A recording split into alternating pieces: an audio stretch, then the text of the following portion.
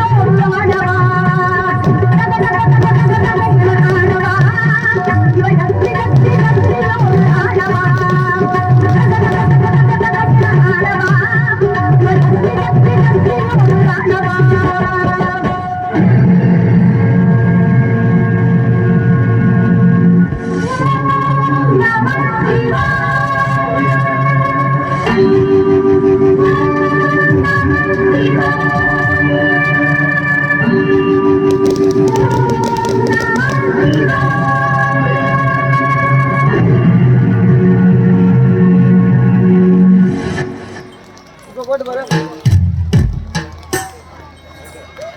சரி, சரி. லைட்டா